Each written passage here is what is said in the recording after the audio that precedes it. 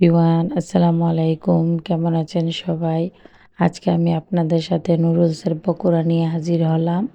আপনারা বাসায় হুটহাট মেহমান আপ্যায়নে অথবা বিকালের নাস্তায় অথবা বাচ্চাদের টিফিনে এরকম করে ঝটপট নুডলসের পকোড়া বানিয়ে দিতে পারবেন। আর এই রেসিপিটি করার জন্য এখানে আমি ম্যাগি নুডলস নিয়ে নিয়েছি। আপনারা চাইলে যে কোনো ব্র্যান্ডের নুডলস নিতে পারেন। এখন আমি এগুলো সিদ্ধ করে নেব। আমি পুরোপুরি সিদ্ধ করব না, হালকা সিদ্ধ করব।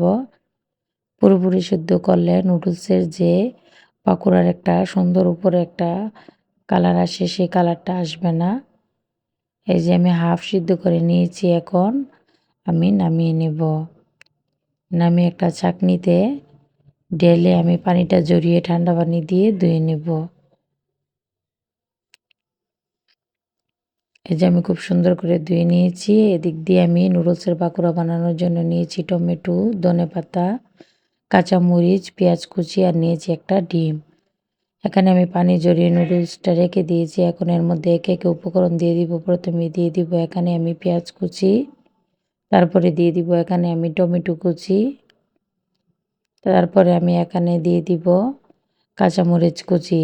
জালটা আপনারা আপনাদের স্বাদ অনুসারে দিবেন। বাচ্চারা খেলে এতটা জাল খেতে পারে না, তাই এখানে আমি কাঁচামরিচ ব্যবহার করেছি। আবার এখানে আমি কিছু গুঁড়ো মশলা দিয়ে দিব। দিয়ে দিয়েছি প্রথমে হলুদ গুঁড়ো, একটু জিরে গুঁড়ো এবং সামান্য একটু মরিচের গুঁড়ো, দিয়েছি একটু ধনে গুঁড়ো। এখন দিয়ে দিয়েছি স্বাদ মতো লবণ।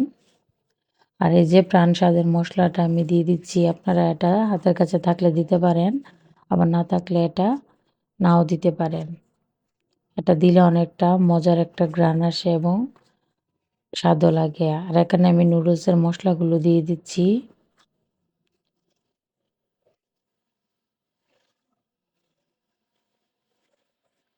এই যে আমার সবগুলো উপকরণ দেওয়া হয়ে গেছে। এখন সবশেষে এর মধ্যে আমি একটু 2 চামচ ময়দা দিয়ে দিচ্ছি।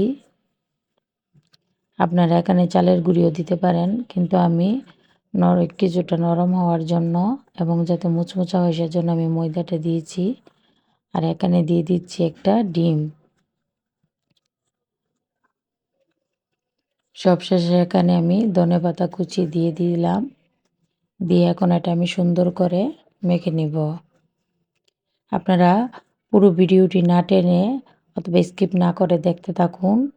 রেসিপিটি আপনারা একবার দেখলেই অনায়াসে ঘরে করে ফেলতে পারবেন এবং বাচ্চাদের অথবা মেহমান আপ্যায়নে দিতে পারবেন। এই যে আমি একবারে আলতো আলতোভাবে মেখে নিচ্ছি, যাতে নুডলসের দানাগুলো গলে না যায়, জর্জরা থাকে এবং ভাজার পরেও দেখতে অনেকটা সুন্দর লাগে। এই যে দেখুন আমি খুব সুন্দর করে মেখে নিয়েছি। এখন এগুলো আমি ভাজবো। চলুন চলে যাই ভাজার পর্যায়ে। এখানে আমি একটি চুলায় ফ্রাই প্যান বসিয়ে এর মধ্যে রান্নার সাদা তেল দিয়ে দিচ্ছি। আমার এখানে রান্না করে কিছুটা অন্ধকার লাগছে, সেজন্য ভিডিওটাও ক্লিয়ার আসছে না। আপনারা দেখুন। এখন এই যে আমি সুন্দর করে এই ব্যাটারটাকে পাকোড়া শেপ দিয়ে দিয়ে এখন তেলের মধ্যে ছেড়ে দিচ্ছি। পাকোড়ার শেপ আপনারা যার যার মতো দিতে পারেন। আমি এগুলো নর্মাল শেপ দিয়ে বানিয়ে নিচ্ছি।